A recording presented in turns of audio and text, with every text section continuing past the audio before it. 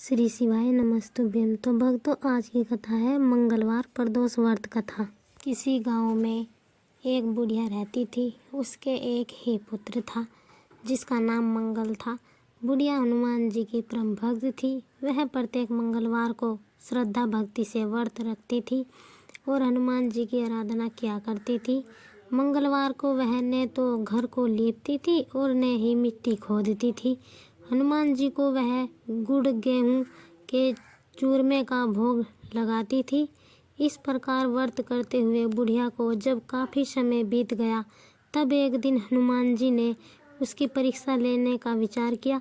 अंत वह साधु के वेश में बुढ़िया के घर पहुँचे और द्वार पर खड़े होकर पुकारा कि है कोई हनुमान जी का भक्त जो मेरी इच्छा पूरी कर दे।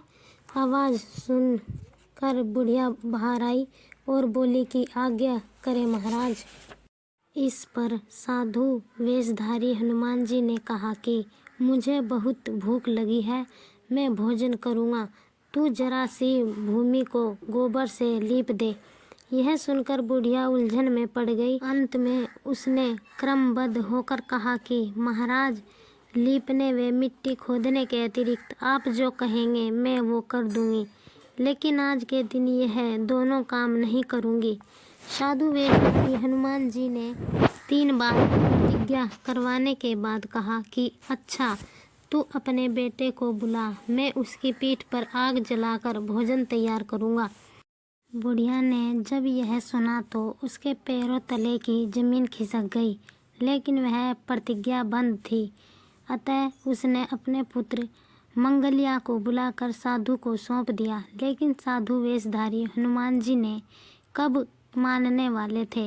उन्होंने बुढ़िया के हाथों से ही मंगलिया को पेट के बल लिटवाकर और उसकी पीठ पर आग जलवाई। आग जलाकर बुढ़िया दुखी मन से अपने घर के अंदर चली गई। इधर भोजन तैयार हो गया। तब साधु वेशधारी हनुमान जी ने बुढ़िया को बुलाकर कहा कि ए बुढ़िया, अपने बेटे मंगलिया को आवाज़ दे जिससे वह भी भोजन कर ले। यह सुनकर बुढ़िया रोने लगी। फिर आंसू पोंछकर बोली कि महाराज, मेरे बेटे का नाम लेकर मुझे और दुखी मत करो। साधु वेशधारी हनुमान जी जब नहीं माने तो विवश होकर बुढ़िया ने अपने बेटे मंगल को पुकारा।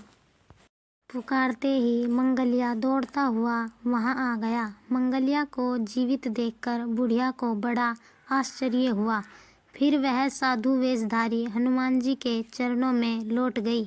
तब हनुमान जी ने अपने वास्तविक रूप में प्रकट होकर बुढ़िया को दर्शन दिए। हनुमान जी को अपने घर में देखकर बुढ़िया ने अपना जीवन सार्थक समझा।